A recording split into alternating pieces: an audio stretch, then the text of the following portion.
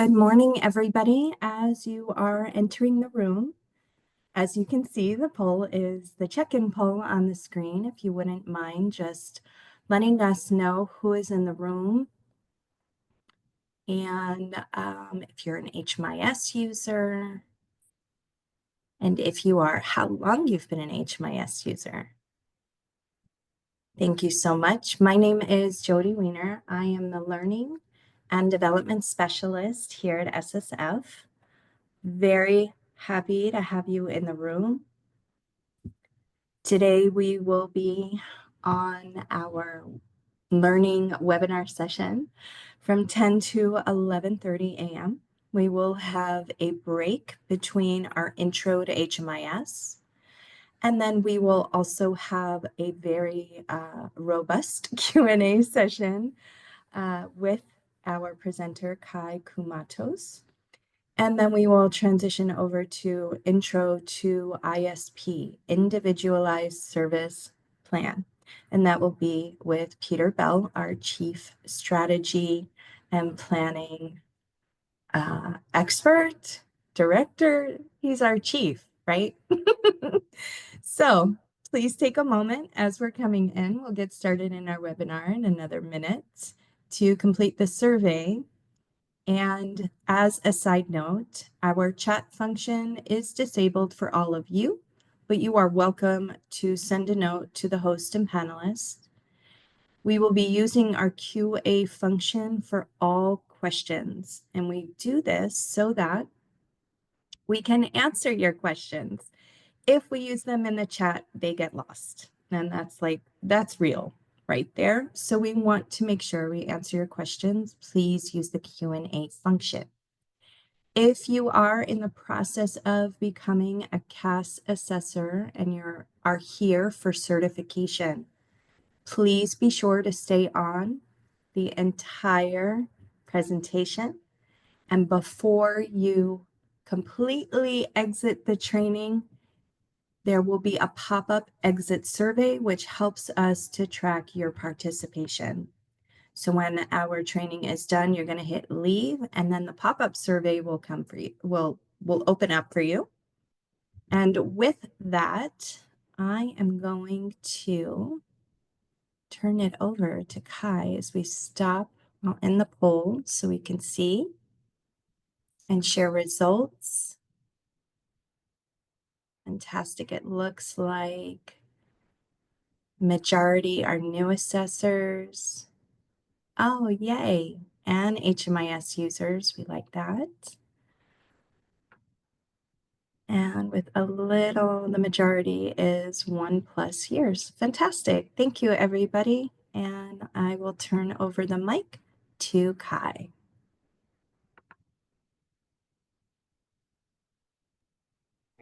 Thank you so much for that intro, Jody. I appreciate it. Okay, so before we move forward, just to let you know, if you are not an HMIS user, the process of getting into HMIS is complicated. And it depends on your agency already being a participating HMIS agency. So this training and the process of becoming a CAS assessor happens after all of those pieces. So you will need to reach out to HMIS and check out our website to learn more about how to become a participating HMIS agency, and then how to request training and access and do documentation so you can get into our system, which happens far before you can become a CAS assessor. So a lot of this information may be confusing if you're not already in the system, as being a CAS assessor is an advanced role for HMIS users. So let's talk about what we're going to do today. So for this section, we will be learning about the CAS agency and the work you're going to do under that agency. We're going to look at assessments, and you will be able to review the different CAS related assessments that will need to be completed to help move your clients through the CAS system. And then we'll be identifying CAS and HMIS resources that are available to help you as you are trying to do these tasks in the system, if you need any extra support or reminders on how to do different tasks in our HMIS. So next slide. All right, next slide after that, let's start talking first about the agency. Okay, so before we start, I know that Jody just mentioned it, but I want to reiterate, we want to use those Q&A function, the Q&A function at the bottom of the screen. The chat gets filled really easily, and we really want to make sure that we are able to answer your questions and they don't get lost. So please use that. It's a really useful way for us to be able to track and answer all your questions. So starting here, we're going to look at the Sacramento COC Coordinated Access System Agency, or CAS Agency for short. For a little context, and with language, every program in HMIS exists within an HMIS agency. Most HMIS users only work under one agency, which is their home agency, so you may not think of it that way. You go into HMIS, you work, you're done. And underneath your name on the top right corner of the screen, as we have in this image, you'll see it says training agency. So it would normally just say the name of your employer. Sometimes, though, HMIS users have access to what we call partnership agencies, which are places where users from all over the county come together to work on a project and collaborate. You will be given access to the Sacramento COC Coordinated Access System Agent, again, the CAS agency. You're going to get access to the CAS agency, which you will access by toggling that little caret right next to the name of your regular agency, so you can move into this different space. Agencies are isolated spaces, so no HMIS user can access a program, services, or assessments in an agency unless they've been granted access. And this makes sense. This is how we have hundreds of programs in our system, but users can only see the ones that you're using as part of your work. So to move between, like I said, you will toggle right there with that little caret. And I point that out specifically because if you find that you can't find the program you're looking for or the assessments you're looking for, 9 times out of 10, you're simply sitting in the wrong agency. So double check there first. That'll probably resolve your issue. Within the CAS agency, we will be asking CAS assessors to enroll their clients in a program called the Coordinated Access System Program. You will, you will not be able to access this program unless you're in the CAS agency. Given that the name of the agency is very long and the name of the program is very similar, moving forward to avoid confusion, I'll be talking about the CAS agency and the CAS agency program. So you will access this client's CAS agency program enrollment, and that's where you'll be able to complete all the assessments and the CE events, referrals, everything you will do to document their journey towards their housing goals. Next slide. So let's take a moment to talk about the HMIS client record. One of the main things we look at when we're looking at a client's record is the history of their program enrollment. So this is an example timeline of a client's time in programs and working within our community to try to become housed. So during this, you see that they're enrolled in 4 different programs. They start in a rapid rehousing program, and during that enrollment, they spend a little time in an emergency shelter. After they're no longer at the shelter, they find a supportive services only program. And then while they're enrolled in the supportive services only program, they're exited from the rapid rehousing program. Most likely because they disappear, because we all know that clients often will kind of wander off and then have to be kind of found again and brought back to services. So after a period of time, they leave that supportive services program. And then there's a small period of time where there's no programs that are participating in HMIS that are documenting services being provided to them. Eventually, they find another rapid rehousing program where they stay for a while and they are able to be successfully housed. So this story, really, as we're looking at it, based on the way we have things in HMIS without the CAS agency, we would really be focusing mostly on the rapid rehousing program that housed them.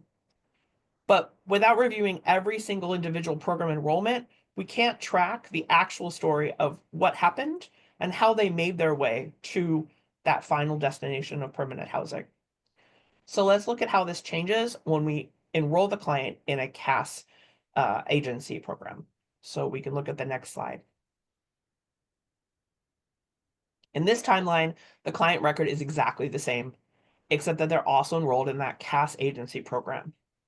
This centralized enrollment allows CAS assessors working in all of these different programs at these different agencies to complete assessments and document CE events within the CAS agency program. This allows us a much more accurate understanding of the client's experiences through this process. The CAS agency program enrollment lasts throughout the client's experience of homelessness, even when the client is not actively enrolled in any other participating programs. With this centralized CAS agency enrollment, we can illustrate the barriers our clients are facing. We can see the impact of limited housing options, and we can see the progress that the client's experiencing along the way. We're going to be able to see the work that's being done in every program and how each of those pieces, each of those steps, move them closer to the success that they experience in that final enrollment. We also, as members of the HUD team here at SSF, have to submit mandated federal reporting every year. And when we do that, we'll also be able to take this data and share this information so that HUD will have a much more accurate understanding of the homelessness crisis that we're seeing here in Sacramento, and specifically the work we're doing to ease that suffering. As you can imagine, CAS assessors are an integral part of this process. Without CAS assessors, there is no coordinated access system. None of this is able to be done. And so I say that because I want you all to know that in the midst of giving you a bunch of new things to do and a bunch of direction and guidance, we really appreciate the hard work that you do, the dedication you have for your clients, and your commitment to high quality data. Many of us did direct service work prior to coming here, and so we know how challenging that work can be, and we really do value your participation and your involvement in this, and are really here to support you in your work. So we're going to move on. Next step. Okay, so let's get into those assessments and coordinated entry events. Perfect. Okay, in this section of the training, we'll be briefly discussing the 4 assessments: the current living situation, the crisis assessment, the housing conversation tool, and the individualized support plan. And again, I'm just going to keep saying it. As we move through the slides, if you have questions about these specific assessments or the CE events that we talk about at the end, please make sure you put them in the Q&A function at the bottom of this screen. Next slide, please. All right, so where do you even find the assessments? All of the CAS related assessments, as I said, are going to be in this CAS agency program enrollment. And if you've ever done any of the CAS related assessments in the past, like shelter surveys, you may have been used to finding them at the agency level at the global taskbar, which is at the top of the screen. But moving forward, all assessments are done in the program enrollment. So you will need to go to the CAS agency, go into the program enrollment, and then look under that program enrollment tab. As you can see, enrollment is one of the options in history. This is specifically information from the program, and it's that assessment tab where you will find all of these things. The assessments with the green background are used to document changes in the client situation. So in addition to the current living situation, you also have the status update assessment and the annual assessment, which you should all be familiar with. We move on to the custom assessments we've created that have the blue background. And while the individualized support plan, which is at the very bottom, is not unique to the CAS process, the rest of these are CAS assessments, and these will only be available in this agency. And I imagine you know, but this is why you're here to become CAS assessors. Without this training and this and verification that you've finished this training and understand this process, you won't be granted access to this agency. And so there is no way to complete these assessments without coming into this agency, into this program enrollment, and doing them here. So let's go on to the assessments themselves. Next slide. The current living situation, or CLS, is a simple but important assessment that allows us to track the physical location of clients. The CLS always includes the date of the contact and the client's current living situation, which is populated by that same dropdown that I'm sure you're familiar with that has place not meant for human habitation is one of the options. And then the location details. Depending on your answer to the client's current living situation, other clarifying questions can pop up. For example, if you put in rental by client with ongoing housing subsidy, we're going to ask you information about that rental subsidy and to get details about that. If you've ever completed a CLS before, you will notice when you do it here in the CAS agency, there is a new living situation verified by question that appears when you try to complete it. Because there are so many different users coming from so many different organizations throughout our county, we need to know who is completing this assessment. So this question will, it's a little nuanced. It's not as intuitive as we would like. There's nothing we can do to change it, unfortunately. But the details on exactly how to answer that question, how to pick your agency and your program, is in the job aid, which we'll talk about a little bit later. But it is in there. We will need to get that information. And when you do a CLS in your normal agency, you will not find that question because we'll know exactly who you are because it's in your agency. Let's see. The last thing to tell you, excuse me, is that the CLS assessment needs to be completed often. Specifically, CAS assessors need to complete the CLS whenever the client is enrolled in a program. So that's the program you actually are doing in your own agency, but also this program. Whenever the client has a CE event that's logged, which we will talk about as well. If the client's living situation changes at all, and if the client's previous CLS is over 30 days old. So keep in mind, this assessment is telling us specifically where the person is. So if there has been a sweep and they've moved their encampment, you fill out a CLS. If they are staying in a shelter now, you fill out a CLS. You do this because we're trying to make sure we know exactly where clients are so we can provide them with services and also find them if a shelter or housing opportunity arises. So the CLS is very important, and we expect to see a lot of these done as clients move around, which again, as we know, a lot of our clients can be pretty transitory, and this assessment can help us track where they are and be able to provide those services to them. Next slide. The crisis assessment has been created to replace all of the shelter referral assessments. All of the questions from those shelter referrals assessments were combined into this one to make the process easier for you and your clients. You will use this same assessment to refer all of your clients to the shelter community queue, regardless of their homelessness status or their household type. You will also use this crisis assessment to determine PSAP eligibility or refer a client for case management programs, as all of those questions were also integrated into this assessment. Next slide. The Housing Conversation Tool, or the HCT, was carefully and meticulously designed to replace the VI SPDAT and all other housing assessment tools, including the Foster Youth to Independence assessment and the LEAP assessments. The HCT will allow you to refer your clients to the housing community queue. Similar to the crisis assessment, we also designed the HCT so you can use it regardless of your client's homelessness status or household type. Each time you complete this HCT for a client, you will need to take 2 additional steps.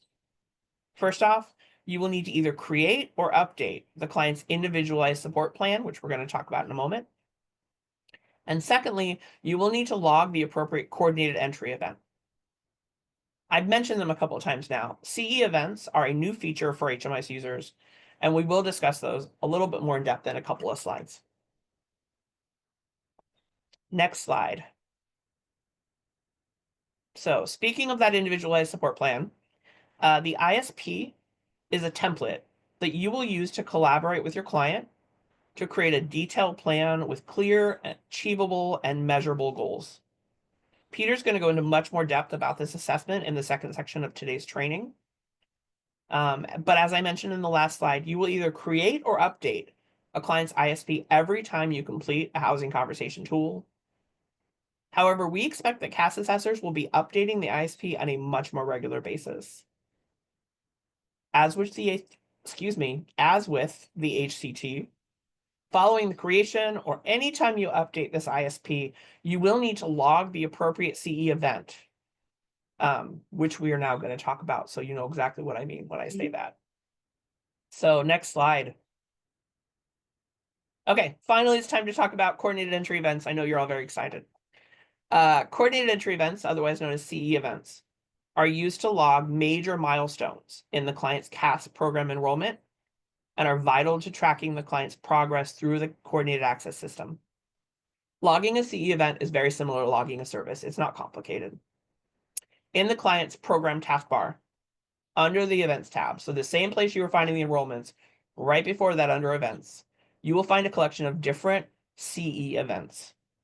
As mentioned previously, these events must be logged after the completion of the housing conversation tool and or after the creation or update of the client's ISP.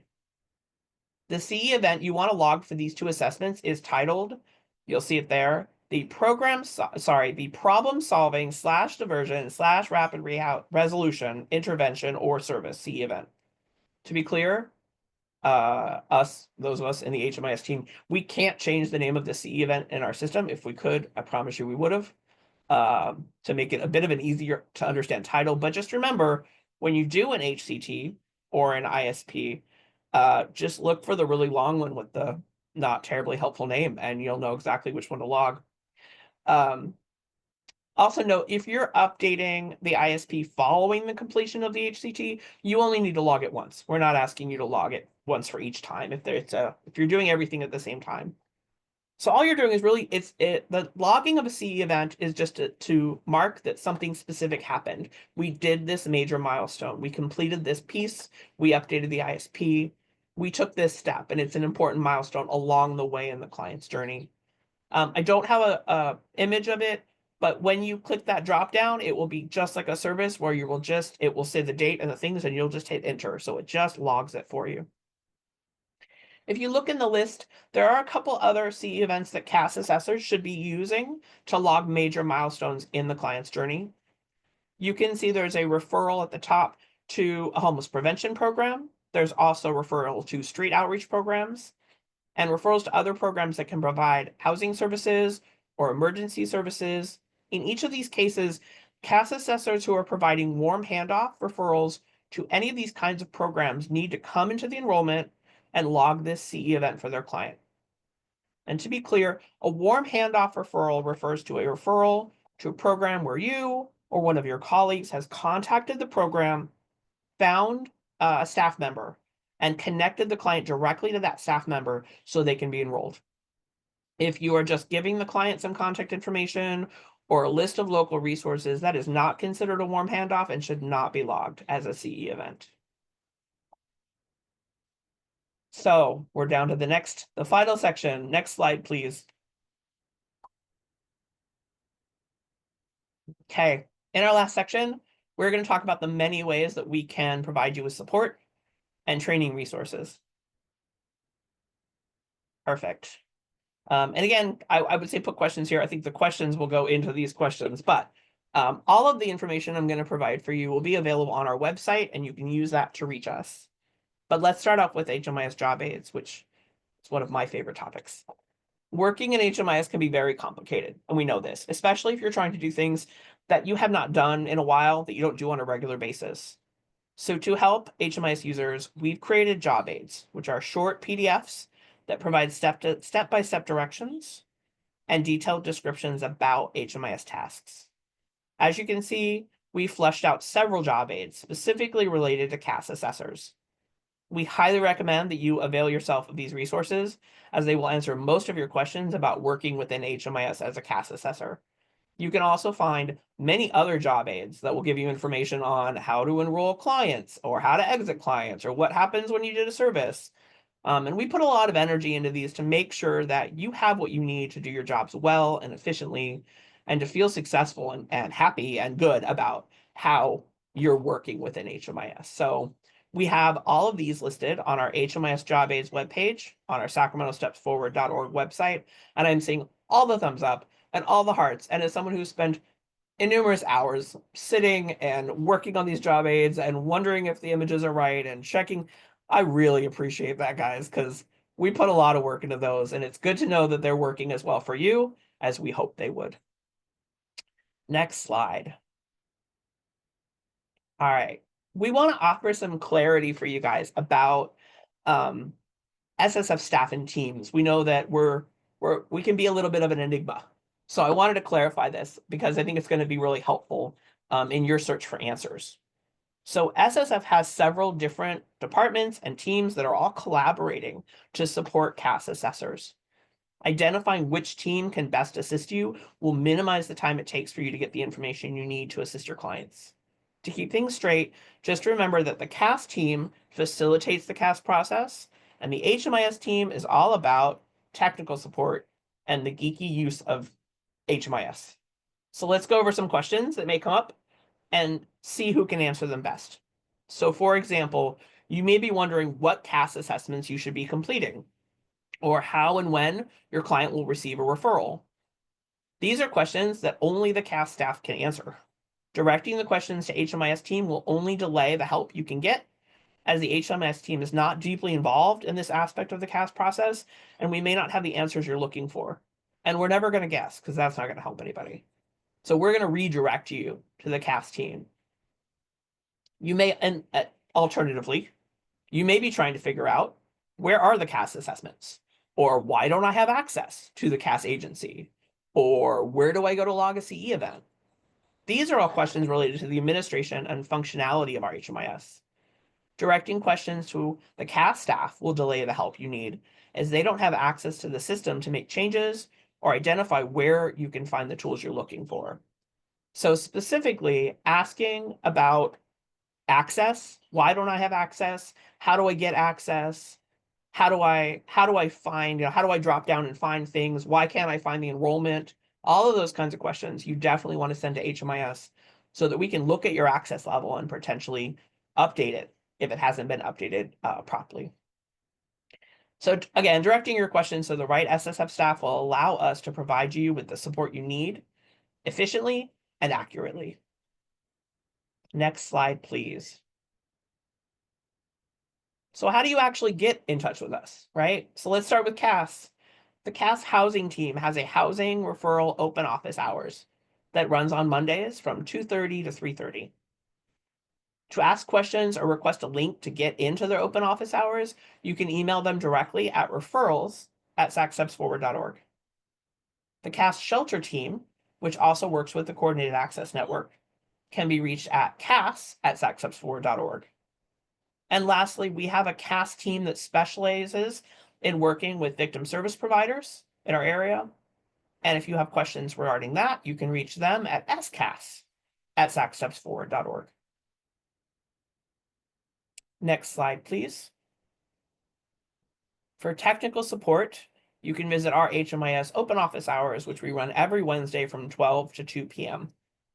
The links for our open office hours are at the bottom of all of our HMIS pages on the SSF website, and obviously you can also email us to ask. Emails that are sent to hmis@sacstepsforward.org go into our ticketing system and then are routed to the HMIS staff person who can assist you best. We also have an email address for our newsletter, so if you'd like to sign up for that, please let us know, and we're happy to send that to you as well. Next slide, please. And with that, I have now concluded the very riveting and exciting HMIS technical portion of your training today. As a reminder, we will have an exit survey at the end of the training. This is a really important part of tracking your progress as a CAS assessor. And you need to make sure we track your progress so you can become a CAS assessor. So please remember to stay on long enough to complete that last step. And now we're going to open the floor and answer a bunch of questions.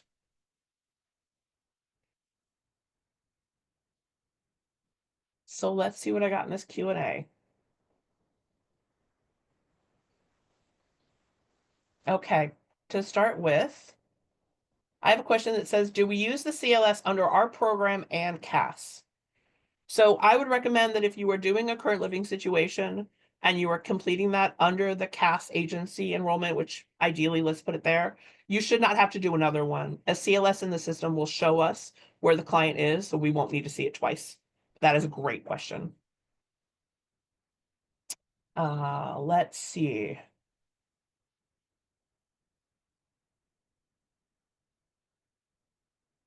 How does CAS and HMIS handle the very common situation where homeless campers are constantly swept? That is a very good question. So I think the sweeps are a really important time to use that CLS to let us know where people have gone. I think that's going to be the main way we can keep track of what's going on. Obviously, we don't have a lot of control about sweeps, whether they happen, how they happen, but letting us know where people have moved to. I also want to recommend that you utilize, if you're looking for people, utilize the note section that is in the global taskbar. There's an option there so that other people working with clients may be able to see that and know that you're looking for them. Additionally, when you're in HMIS, you will see the care team on the right-hand side, which will show you, you can see that the client may be enrolled in other programs, which gives you the option to reach out to those people to find out if they know where the clients have gone. There is a little email icon on the top right corner, which is very rarely used, but you can do messaging within HMIS to reach out to staff and other organizations to say, hey, Kai, I see you're a case manager for my client Bob, and I haven't seen him in 3 weeks. Do you happen to know where he is? So there's some really wonderful HMIS features to help you connect to other providers in other organizations to help you find out where clients have gone and what's happening there. Let's see.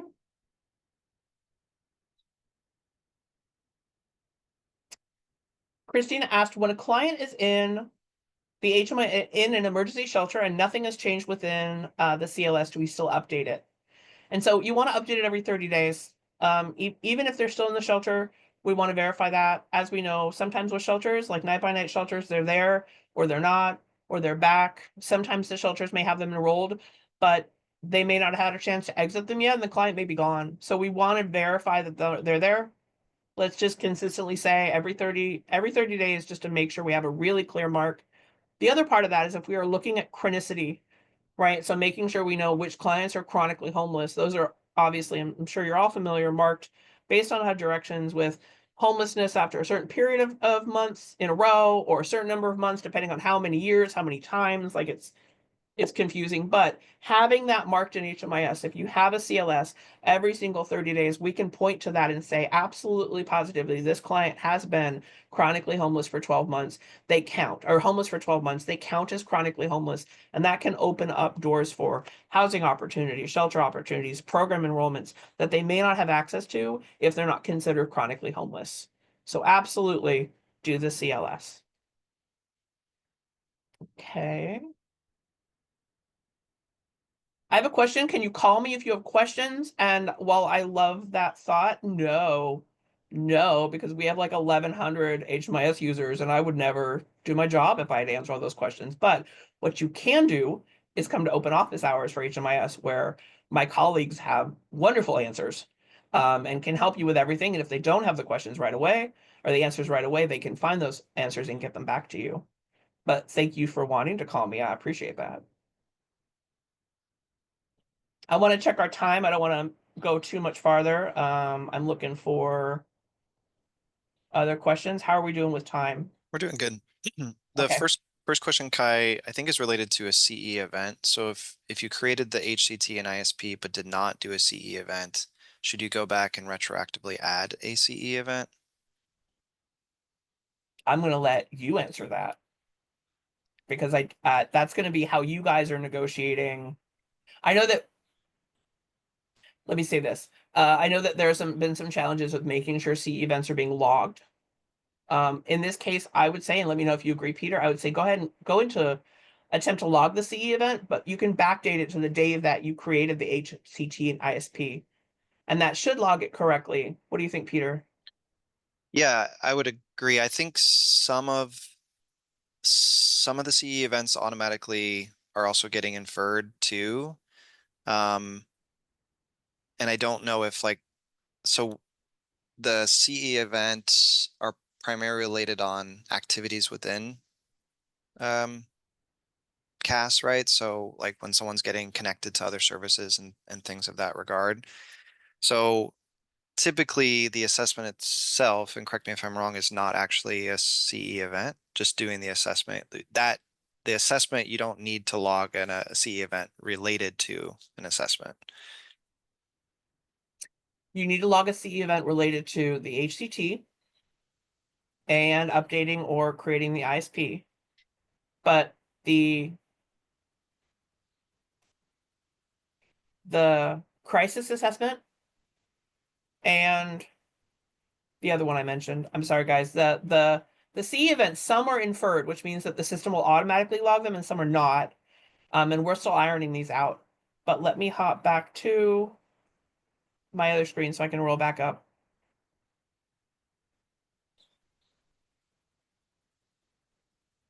So if you're completing the crisis assessment, I believe it will automatically do it. It's the last two that you're going to want, and you don't need a CE event for a current living situation.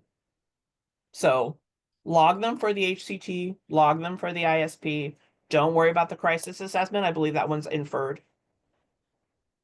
And I saw a question about job aids, just so you all have it. I put the access to the job aids page, our whole HMIS job aids page, in the chat.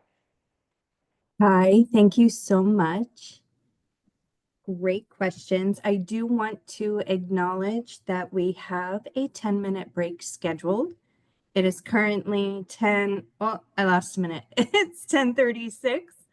We will return to Peter's presentation, Intro to ISP, at 10:45. You are welcome to stay on with Q&A, but I am going to stop the recording and we will resume at 10:45. Okay, I'll be answering questions in the Q&A by typing them there, answering you guys directly as we continue the presentation. So feel free to keep putting questions in, and Peter and I will answer them the best we can. Enjoy your break.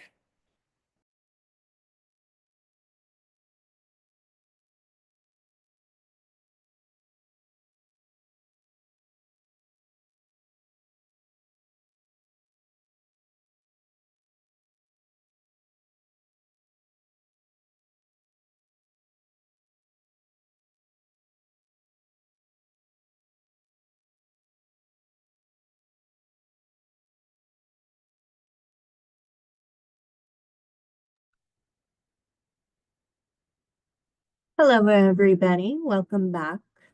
We will begin in just a moment. As a reminder, I wanted to share with you, I will be dropping it in the chat. We do have additional trainings coming up throughout the end of February. Those trainings are around conversational case management, implicit bias, post-assessment, training, and grievance and complaints. And of course, we'll finish up with our trauma-informed training and preventing and learning about vicarious trauma as well.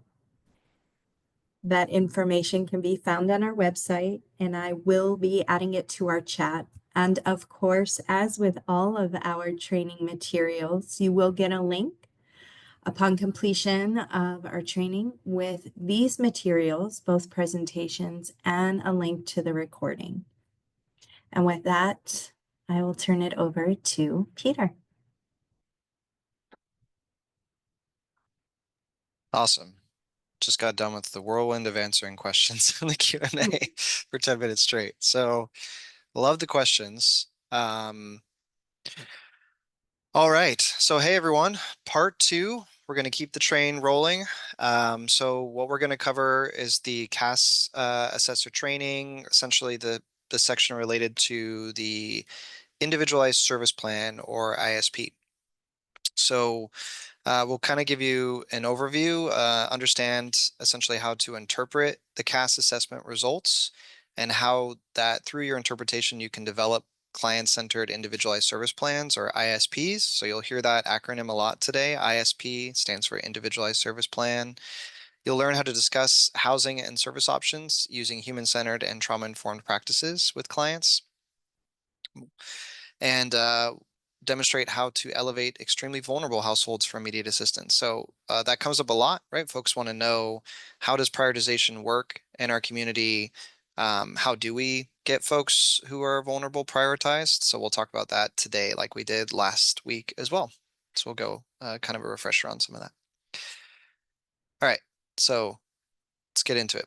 So as Kai discussed, right, the individualized service plan is an assessment that's available in the CAS under the CAS Assessor agency after someone's been enrolled in the CAS Assessor program. So you'll find it with the other assessments there. Um, Please note, then this is new for those of you who are, CAS assessors from the past, or you're here as a refresher. This is fairly new guidance here, but the requirement is that all CAS assessors have to complete the individualized service plan after finishing the housing conversation tool with their clients, right? Um, if you're working with a household, you only need to do one ISP with the household, right? So you'll do it with the head of household, the one that you did the assessment with. We have seen sometimes that folks will accidentally do it with the children. Don't do that. Please do the assessment with the head of household. The HCT should help you inform the development of the ISP, and we'll talk a little bit about how you do that today. Development should be, co-led by the client, right? We should not be creating goals for them, but really working with them to identify what those goals are. And we'll talk a little bit more about how we do that. So if that sounds scary, if you're not, we have a training coming up in a couple weeks on introduction to housing problem solving and conversational case management. So that's and for as a reminder from last week, we talked about this, but conversational case management training is a follow-up requirement from this training series.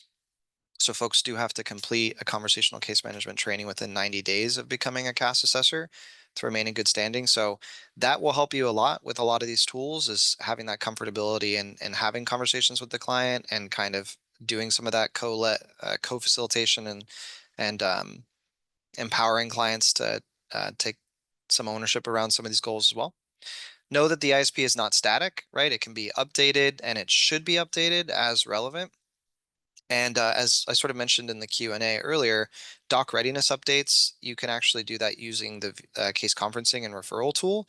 So as you're sort of identifying that there might be specific goals related to, CAS participating housing programs, and you want to show progress on getting clients doc ready, you'll continue to use that case conferencing and referral tool as you have in the past. And we'll talk a little bit more about that at next week's training with the post-assessment process. Um, but just know that the ISP is not necessarily a place for you to share progress. All right, next slide.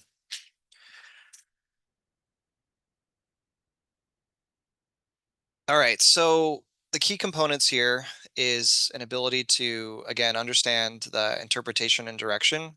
So this takes some time, and I think folks, who have been doing case management for a while know that, practice makes perfect here. So you might not be, a pro at developing ISPs right out the gate, but continue to work on it. It's good practice. But ideally here, what we're really going to be looking for within the HCT is identifying what program someone is eligible for, which does require some awareness and understanding of program eligibility. And we're also going to look at what someone's expressing in terms of their needs, right? So in some cases, we talked about this last week, but within the assessment, someone can indicate the level of case management services they're looking for, as well as the level of maybe rental subsidy that someone might need to explore, might be exploring, right? And so those in combination with eligibility will really help you in making informed decisions around what types of programs you would want to explore with your client, right? And again, we're really talking about housing programs here. We're not talking about shelter. So just kind of reiterating, this ISP is really focused on achieving permanent housing. It's not necessarily focused on getting into shelter or things of that nature. And that's why we require the ISP to be done after the housing conversation tool, not the crisis assessment. So we have also noted that some folks are doing the ISP after the crisis assessment, which is not right. Don't do that. All right. So there's a section on there about assembling a support team. And so just noting that when we're talking about this, we're really talking about the case management, the housing navigation, healthcare services, other sort of system supports, anyone who's really specifically closely involved with the client. We hear a lot from folks, and I think it even came up in the Q&A again, around sort of someone who completed the assessment may not actually be on that person's care team. And we understand that, right? So you might just be doing an assessment, but you're actually not going to provide long-term case management supports with this client. So that would be really important first step, right? Is like, let's identify who is going to be able to support this client long-term, right? And so we talk about this in other spaces, but being able to understand how to navigate clients to what programs and maybe other systems actually provide long-term case management. So these could be things like CalAIM, enhanced care management services is an example of this. Could also be something like behavioral health services through, the core program or full service partnerships. These are examples of ongoing case management supports. It might be that there's a shelter case manager who's going to be working with the client for at least the next 90 days. Like those are all good folks to indicate in that case management section.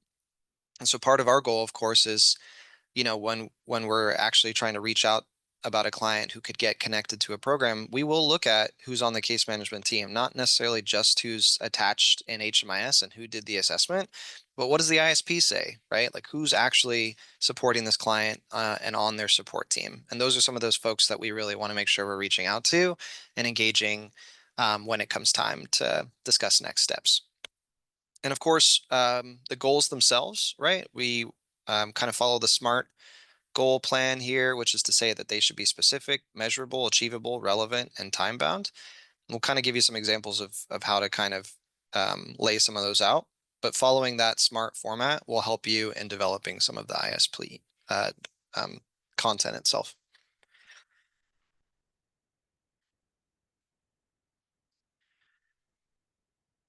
All right, next slide. All right, so here's an example. And I think I mentioned this and I'll mention it again, but really the ISP in many agencies, right, will probably be more expansive than what we're requiring here for the coordinated access system.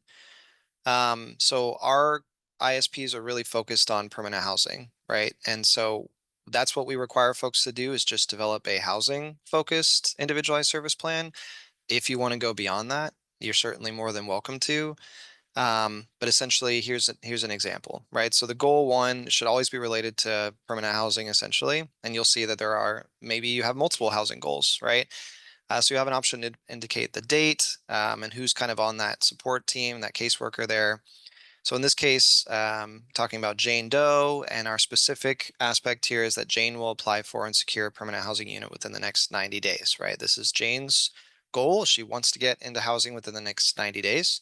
So she will complete at least 3 housing applications and schedule at least 2 viewings per week. So that's our measurable target here. This is achievable because Jane will work with a housing navigator to identify suitable housing options and complete applications, right? So she's not going to be doing this completely alone. It's relevant, of course, because finding permanent housing is crucial for Jane's stability and long-term well-being. And the time-bound aspect is, of course, that we're trying to accomplish this within 90 days. So next step is to actually develop some action steps related to this. So again, the goal of this is not just to kind of document this, but it's and kind of walk away from it, but it's also to give the client some tangible next steps too, right? So if they understand kind of what their goals are and what your sort of evaluation of the situation is and your recommendation on next steps, it can be empowering for that client to kind of know what they need to do next, right? So with weeks 1 to 2, we're going to meet with the housing navigator to review available options and prepare application documents. Weeks 3 and 4, submit applications for identified housing units. 5 to 6, attend those viewings and follow up on applications. Weeks 7 to 8, review and respond to housing offers. And then weeks 9 to 12, finalize lease agreement and move into permanent housing. So there's an example of one goal. And of course, this might apply specifically for a client who has a housing navigator that is already on their case plan, and perhaps they have either a subsidy already acquired or they have the ability to pay market rent, right? So in this situation, this is a type of goal that might apply for that client. Next slide. All right. So as I mentioned, there are other goals that you can build out, and here's sort of examples of that. These are optional. But if you want to continue to build out like your skills and doing some of this work, and if it's also maybe of an interest of the client and maybe an interest for you and your agency as well, that you do have additional information included in the ISP, you are more than welcome to do that. the tool is modular in that way, and that you're able to add additional goals there. So in this case, we talk about addressing healthcare needs and what Jane could do to continue to engage with healthcare services. Next slide. And then goal 3 is about financial stability. So again, as Jane's kind of working through market rate housing, it's important that Jane creates a budget and understand kind of that financial stability aspect here, um, and continue to explore opportunities to continue to increase her income, right? And so in tandem, right, I think these 3 goals together create a more comprehensive kind of outlook on things that Jane needs to do, not just to achieve housing, but also to remain stable within that housing, right? So Jane's addressing her healthcare needs, she's addressing her financial stability needs. Like these are also really critical, right? It's housing first, not housing only, right? So these are the things that will help Jane be successful. And again, we understand that your time is limited. You may not have the ability or expertise to, um, you know, work through all this in a timely manner with the folks that you're working with. We understand that, so that's why we're not requiring the other aspects of it, but just sharing it as a resource and as an option for you to build that out, should you so choose to do so. Yeah, I see in the chat it's almost always easier to decrease expenses than increase income. That can certainly be true in some cases, yeah. All right, next slide. All right, so now we're going to talk a little bit around kind of interpretation of the assessment and what to do specifically when we're working with a client who's considered extremely vulnerable, right? So as we talked about last week, the extremely vulnerable household policy, or the EVH, as you might hear, really talks about how households can be prioritized for next available and appropriate shelter units, and also how clients will be prioritized for housing supports. So the EVH criteria is defined as individuals who score 6+ on the housing conversation tool or crisis assessment, and families that are scoring 10 or higher on the housing conversation tool or crisis assessment. So essentially, when you complete the assessment within HMIS and you go to like eligibility afterwards, it will show you what someone's score is. Again, we're not asking that you share the score with the client necessarily. That's not the goal or the point there. It's really more to be able to talk to them about kind of next steps that you can take in certain cases. So in the case that you have an extremely vulnerable household, knowing that they can be escalated for immediate supports, including shelter and case management during that first engagement, right? So I think in the past, what we've heard from folks is frustration around not being able to kind of strike while the iron's hot. Like you're working with someone, you're going through the assessment, you want to be able to connect them to something today. So with these clients, and again, this represents about 1 in 5 of the clients that you're working with. So by no means is this the majority. It's in fact the minority of clients that you're probably working with. Um, these folks can be kind of assisted with completing, kind of getting escalated essentially. Furthermore, what we're asking folks to do is, if you are case managing an extremely vulnerable household client, that that goal of getting those doc ready requirements should be definitely at the top of the list for you, because these are clients that will be prioritized for CAS participating housing programs, including rapid rehousing and permanent housing, including permanent supportive housing.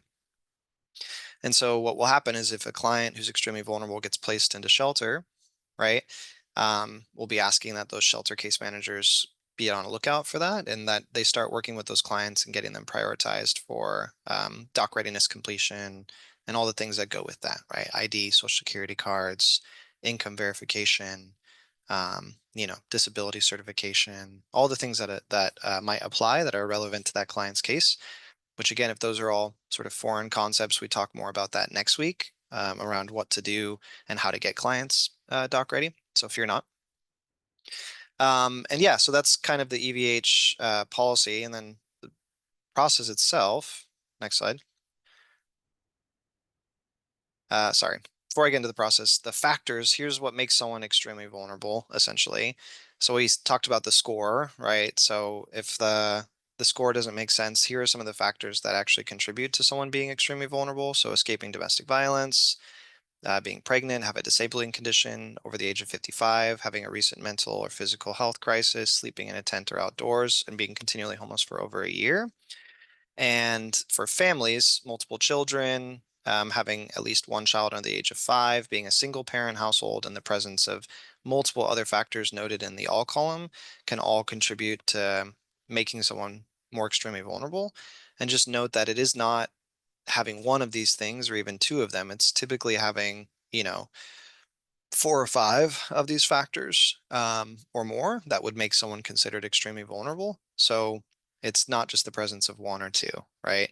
And so if you're working with clients and you're like, well, they're not scoring high on they're not being considered extremely vulnerable. These are the factors, right? These are the things that are contributing to that.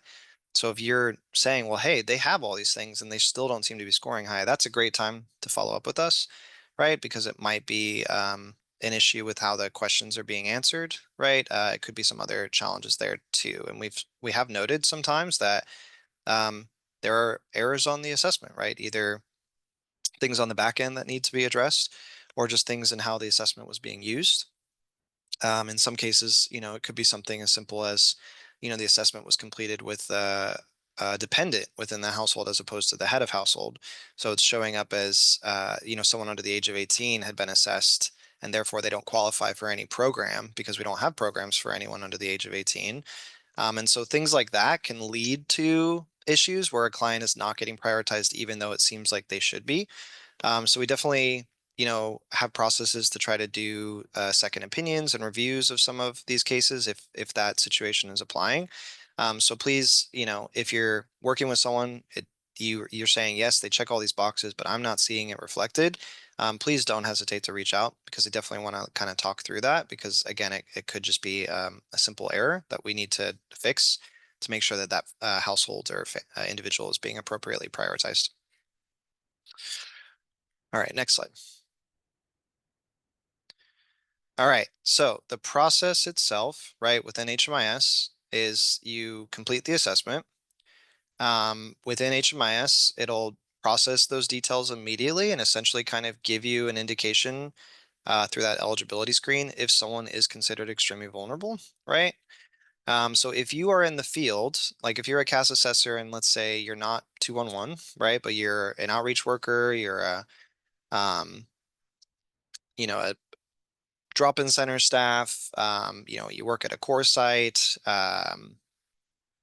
any of those situations where you're completing essentially the crisis assessment in this case, you would then be able to contact a dedicated backline. So we have a dedicated backline for all CAS assessors that operates Monday through Friday from 7:30 a.m. to 4 p.m. And that phone number is 916-809-8006. Again, this is only for HMIS users who are CAS assessors who have completed the crisis assessment with their client and their client is scoring in the extremely vulnerable household range.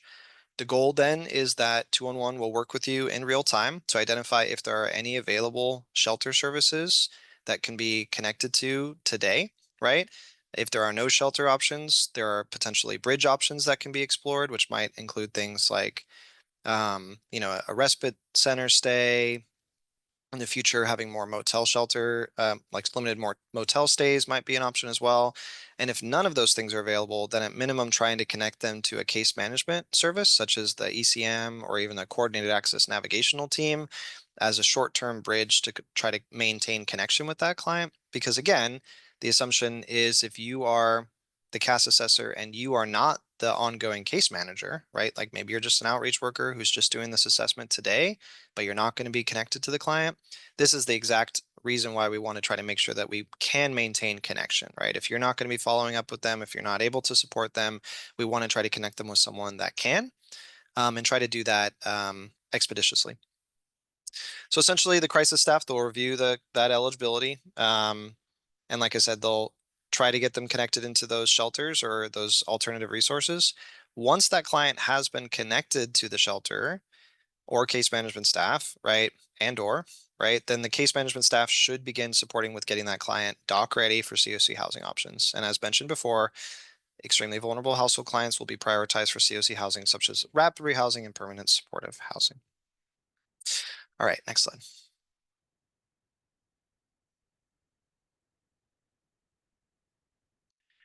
All right. Well, that pretty much covers it. I'll just say, around the information related more to the interpretation was discussed more in the first training. So really specifically looking through someone's we talked about what programs they qualify for. So please go back to that content as well for more information around that. If you'd like to stay connected to folks, you can sign up for additional provider training opportunities. We will take some time now with about 20 or so minutes remaining to just answer any questions that you may have that you put into the chat. And of course, before you leave, please make sure that you don't just exit out of Zoom, but you actually click the leave button, and that will help prompt you to complete a survey. And again, your time and attendance was tracked today via the Zoom webinar feature. So we know how long you were here and all that. So yeah, please hang on. If you have questions, we'll definitely go through and start answering some of those. I want to let you know that a couple of the questions in here are asking for other ISP examples. I don't know if this is the best time for that, but I have a couple of those, and I thought that that might be a useful way to start the Q&A if you'd like to do that. Sure. I'll just say too that I don't think it was on the slides today, but we do have a best practice guide that's available to folks. So a lot of the content that we reviewed today actually comes from our best practice guide. And the best practice guide covers some additional information around a variety of different cases that you might see. There's 3 cases in particular that get covered through the best practice guide. One includes for an extremely vulnerable household, another for like a client who has like a housing choice voucher, and another for a client that has no voucher and is not considered extremely vulnerable, and what is some of the exploration that has to happen there. But Kai, yeah, if you have other examples, please go ahead. Well, so in the Q&A, I've got a couple. I'm gonna find the link for that. But I got one that says, can you provide an example of an ISP for clients to enter shelter with no ID, social, MH connection supports for us? We see a turnaround getting MH connectivity, and ID and social sometimes can take 60 to 180 days. Okay. Yeah, great. So for a client that's entering into shelter, one thing I know is that a lot of the emergency shelters actually have behavioral health heart team staff on site at least one day out of the week. So one thing I would recommend is if your program has a heart team representative on site, to connect with that heart team representative. Sometimes I think it's drop-in based, it might be appointment based. But in terms of the heart team, they're extremely skilled and they're able to get mental health connections actually fairly quickly. I don't want to provide an exact date, but I will say that that team is like highly skilled, and I've heard connections can happen pretty quickly through the heart team, and that's the homeless engagement and resource team. Ooh, oh, I hope I got that right. But that's heart. That's through the county's behavioral health program. So that's one option in terms of getting connected to those supports. I would say things around like ID and social can sometimes take time. Homeless engagement response team. All right, thank you, Myra. And essentially what we understand. So in some cases around like doc readiness requirements, like I said, we'll talk more about this next week. But if a client has like a copy of an ID or social security that was uploaded in HMIS before, in some cases like that can suffice for getting started while folks are taking time to go ahead and actually like get the new documents. And I have heard things like the social security office has changed quite a bit over the last couple years, and the process to request that can definitely be more tedious and time consuming. So definitely understand that that can take time. I can't get too much more detail on that client because it kind of largely depends on, were they considered extremely vulnerable? Are they not? Are they needing to explore market rate housing? Because in some cases, right, if a client needs to explore market rate housing, there also might be an emphasis around employment, right? And focusing on what things you could do in that avenue if someone's on fixed income, right? There's like a number of different ways that you can go there. I definitely recommend if you have clients that you want to talk more about and get more solutions and discussions around, come to next week's training because we are going to talk about case conferencing and how you can use case conferencing to talk about some of the clients that you're struggling with and how you can explore alternative resources and other options with other CAS assessors who are going through very similar challenges. So we definitely recommend folks take advantage of case conferencing for more of that personalized discussion. All right. Would it be possible to provide an example ISP template for frontline workers tasked with completing ISPs? I think that until we get more familiar with completing this task, a template would be extremely beneficial. And to clarify, are we expected to complete an ISP prior to completing a crisis assessment? Cool. Yeah. So ISP has to be done after the housing conversation tool, after the housing conversation tool. So the crisis assessment can be completed standalone, does not require an ISP. In fact, don't do an ISP after doing a crisis assessment because you're not going to be able to populate it, right? The housing conversation tool goes into questions that are more specific to housing and will help you populate the individualized service plan that is housing focused, right? In terms of templates and stuff, please go to we do have some templates in our job aids, and we also have more emphasis around the ISP within the best practice guide. So there's examples in there on how to complete an ISP for, as I mentioned, 3 different types of cases. And that should give you a sense of just a little bit of a template that you can start to use there. We understand, again, you might not be familiar, and this might be challenging to get used to initially, but try your best. And again, just make sure you're working with the client to develop it, right? And that they are actively participating in the development of that ISP and have an understanding of what next steps they need to do, right?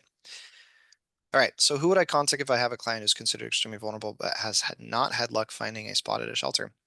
So that's that backline number that we shared. So if you are with that client today and they are extremely vulnerable and they've completed the crisis assessment, right? Contact that backline. That's what that is for. They'll help you kind of navigate into resources that a client might be eligible for. In some cases, right, it may be that you have an extremely vulnerable household, but they only qualify for 1 or 2 programs, or maybe have only specific interest in 1 or 2. And that could also be what's creating a delay. But we definitely recommend to keep trying, right? Because the shelter situation can change definitely on a daily basis. And so when you have an extremely vulnerable household, sometimes you might need to be contacting daily just to continue to try to work through that process. All right, if a client is being evicted, can I utilize CAS? Yeah, absolutely. So there are homelessness prevention programs within the coordinated access system that support clients who are facing eviction. There are some other additional caveats that are associated with that typically. So folks have to be low income. A significant portion of their income has to be going towards rent. So typically being rent burdened in some way, 50% or more of their income. There are other, examples that some programs might require, essentially around like previous homeless history as well. So if someone has had a previous history of homelessness, that could also indicate that they're more likely to become homeless again if they get evicted. So anyway, but there are programs within CAS that provide homelessness prevention resources, and you connect to those through 211 and press 8. And they'll do the crisis assessment with folks as well. Part of what we also train folks on is if you also would like to be able to provide some eviction assistance, we have our housing problem solving training that I mentioned before. That's our conversational case management training approach. Through that process, we also train folks on how to request financial assistance that's managed by Sacramento Steps Forward. And that financial assistance can be used to support clients who are facing eviction. So if you are interested in being someone who can provide that assistance directly, please do attend that training and learn more about our problem solving access point program. All right, if the head of household has an adult child, is it required to complete the ISP? Not if that adult child is essentially following the same plan as the household, right? So if the adult child intends to live with the rest of the household, right, and you're focusing on identifying plans and supports for that household, you don't need to create a separate one just for that. You don't need to complete one for, the spouse of someone either. It's just one ISP for that household. Now, if for instance there's someone within that household that does want to go alone, definitely recommend that you would actually complete a standalone assessment for that person as well, potentially. so that they can also sort of qualify independently for programs and do an ISP with them separately. But that would require both a separate assessment and a separate ISP for anyone within that household who wanted to kind of be considered separately, right? There are some options for in the assessment itself to indicate if there are members within the household that want to be identified separately, but it's typically only for the person who completed the assessment itself. So if you complete an assessment with, the mother of the household, but then the adult son wants to also be considered, you should do a second assessment with that son. Jody? Hey, Peter, I'm just going to jump in for a quick moment. There's a couple questions regarding the housing problem solving training that's coming up. It is scheduled for March 12th to the 14th at the Rose Family Creative Empowerment Center. And that registration will begin most likely next week. So keep an eye out on your email for that. Also, there's there's a really great question in the chat, and I was hoping it made it to Q&A. Doesn't look like it yet. I'm going to read it out loud. If you reached out to another agency to conduct the CAS assessment for an EVH due to access, but you are the housing navigator assisting the client, are you able to contact the backline while not having CAS certification? Yeah, I guess my question would be like, how do you know they're extremely vulnerable, right? If the assessment hasn't been done, and perhaps it's just because of like through the understanding of the details of what makes someone extremely vulnerable. And you're like, yeah, they check all these boxes and then some. I just might recommend having that client just contact 211 and press 8 directly if that agency that you've been trying to work with isn't supporting that client. Alternatively, you can call the line with the client and indicate, hey, I want to be added to the client's like case plan. I'm a housing navigator assisting this client. I don't have HMIS access, but I'm someone that the client trusts and have a relationship with. So if you're not able to reach the client, you can contact me as well. So just basically have yourself added to the case. But hey, the good news is you are in the training now to become a CAS assessor. So within another month or so after completing the training and all the processes, you yourself will also be able to complete those assessments, and you won't need to refer out to another agency to do that. And you'll be able to have your information and everything reflected directly in HMIS. So great question. Okay. Back to the Q&A. So who would I contact if I have a client who's considered extremely vulnerable is not? Oh, I think I answered that one. All right. When should I start assessments when a client is in a 90-day substance use disorder program? So generally, what we talk about is if you're exploring crisis assessment. So if you're trying to go from like substance use disorder into a shelter program, for instance, you can start that process basically when you start to do the exit protocols within that program. So at the point that you're discharging, right? It's the discharge process. Once you're getting ready to do that discharge, that's when you can start to essentially complete some of those processes. Within the notes, I would indicate what that date of discharge is. And then one of the things that you can do is essentially at the point that um, and through that process, you might be able to determine, hey, this person's extremely vulnerable, for instance, and therefore would likely be prioritized for shelter.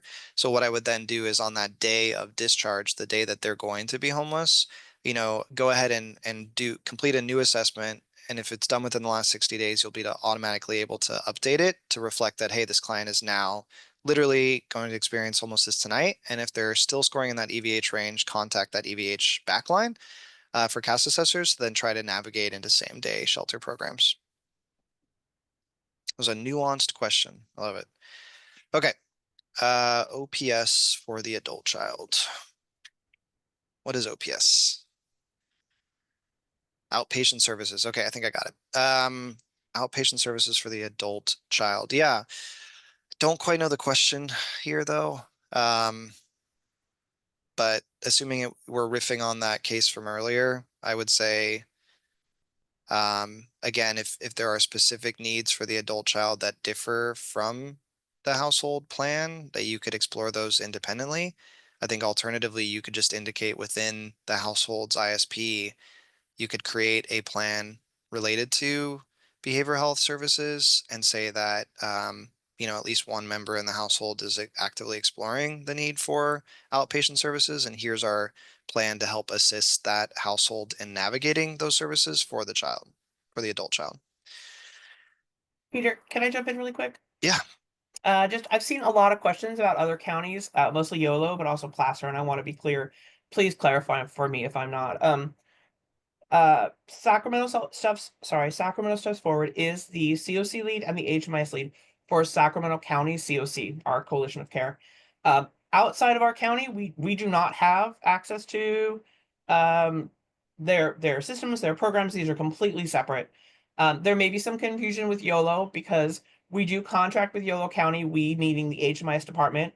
We provide them access to our instance of HMIS, which is the specific software, and have an agreement with them to coordinate a lot of their documentation, but they are still responsible for all of their own maintenance of the data and all of their own reporting to HUD. That unique relationship is just for the database. They utilize our database because honestly, those databases are expensive, and we're happy to share and provide them some support. But the CAS team and the rest of SSF does not work outside of Sacramento County. This is specifically for our COC, and that's how HUD designs and designates the different sections. So it's all federally mandated the way COCs are designed. So to be clear, Peter, just to clarify with me, I just want to make sure I'm right. CAS is not working outside of Sacramento County. Is that right? that's correct. Yeah, so Yeah. if you have a client that's in another county and they're trying to come to Sacramento, they need to be in Sacramento before we can assist them with that support, right? Um, Alternatively, right, we have also helped clients leave the county, right? So if you're in Sacramento County, but you want to go to a different county as well, that's what our CAS does. We can help support you in that process as well, right? It doesn't mean we're just busing people to other counties. That's not what I'm saying.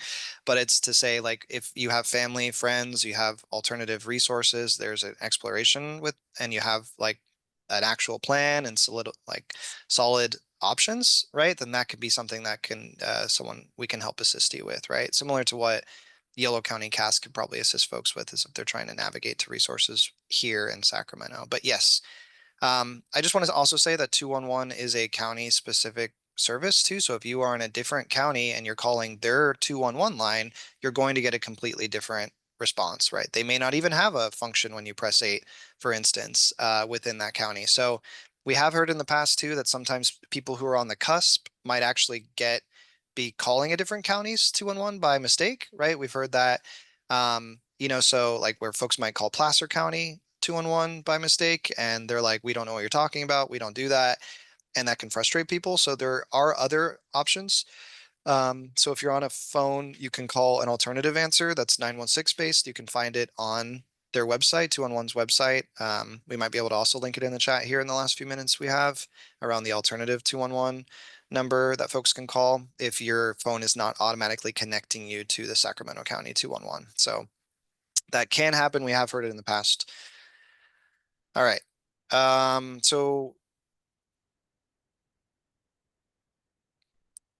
will CAS support with the financial cost of relocation? It depends, right? So essentially, like I said before, if they're getting navigated through a program that offers financial assistance, such as the Problem Solving Access Point program, which we have supported folks with the financial cost of relocation in the past. But again, it does have to fit into a very specific plan. And that plan needs to be real and confirmed to basically say that we're able to speak with folks in other jurisdictions that can confirm that they're able to essentially care for that person, or that they're going to live with them, or that you have a lease agreement, etc. But those are something we have done in the past. Yeah. Okay. Okay, and for the last question that I see here from Linda, I just wanted to address it. So Linda's asking about populations coming out of the jail system, and having projected release dates, and then knowing that they're going to most likely be moving into homelessness. And so what I want to, the question was, can we start the enrollment process? Do we have to wait for an ROI? And some of this comes into actually enrollment and documentation properly of data accurately in HMIS. So to roll back, depending on your program, whether you're serving people who are currently homeless or in homeless prevention, you want to look at when you're able to enroll them. From my previous experience as a direct service provider, what I can tell you is whether we can agree or not, whether we agree or not, people who are in jail, people who are in, there's a lot of different institutional spaces where they're not considered homeless. They're not technically homeless. So if you are serving the homeless population, you cannot enroll that client until they're no longer in that system. Now, if you cannot get a physical ROI signed, if you are not actually actively able to be working with the client yet, it's a potential client, they have a potential release date, you can't actually be documenting that until you can document their enrollment in HMIS. You can't start the CAS process. So I think there's definitely work to be done to support people as they're coming into your program, but I would recommend that Linda and anyone else that you look carefully at your funding and the directions on how your program is designed. These are the kinds of things that are outside of what CAS can speak to or what HMIS can speak to, because this is how your funding is designed and how your program is being designed by your organization. You want to be very careful about making sure you understand the clear HUD definitions on literal homelessness and homeless prevention, and to see where in your program you may or may not be able to support them. For something specific like this, you've got this specific person. I highly recommend you reach out to HMIS. Our open office hours are a great time. There's plenty of times we sit in there by ourselves, so you could get 3 people having all their attention right on you. You want to make sure that you come in and talk to us about these unique situations. And then I see another question about ROIs. Verbal ROIs are not valid, period. There are no more verbal ROIs. We turned that off as of April of 2023. That is not a thing. The only opportunity for that is unique to 211 because they have no opportunity to work directly, physically with clients, and it is a temporary, I think we set it at 30 days just to get them in the system. So these ROIs, just to be very clear, are legal consent to have the information of these clients in the system. Again, we're talking federally mandated, super careful about PII. This is all about the security of the data of our clients, and obviously the HMIS team takes that very seriously. So no verbal ROIs. And Linda and everyone else, you want to be really careful about when you enroll clients to determine if they're actually eligible for your program based on the definitions of literal homelessness, which I know is not what anyone wants to hear. I didn't want to hear it either, but we figure it out. We dance the line and we figure it out. I think this one's done. No, this one's done. And I think there's one more about transitional housing programs. Yeah, so the transitional housing is interesting in that it is considered for many populations kind of a break in someone's homeless status. So essentially they don't continue to accrue time towards like chronicity and things of that regard. So you need to get further information about how your transitional housing program is set up. Is it set up as a transitional housing program? Is it set up as an emergency shelter? Is it a transitional housing program for veterans? Because there's different requirements for that. So we can't provide all the answers today, but definitely join our HMIS office hours for more information on how that program is classified and if those clients you're serving would be considered homeless and what programs they qualify for. All right, I'll turn it back over to you, Jody. I know we're at Thank time. you. We are at time. Peter and Kai, thank you so much for your wisdom and your patience and a fantastic presentation. Everyone, I also want to thank, oh yeah, yay for the emojis. We love those. Also want to remind everybody, please don't just turn off your webinar, but complete the exit survey, as well as there was training links dropped into the chat for our training coming up. Our next one is February 18th, and that is the post-assessments, grievance, and complaints. And we look forward to seeing you then. Oh, yes, as a final reminder, of course, you will get an email and a copy of the recording, a link. And we are also uploading these to our YouTube channel as well.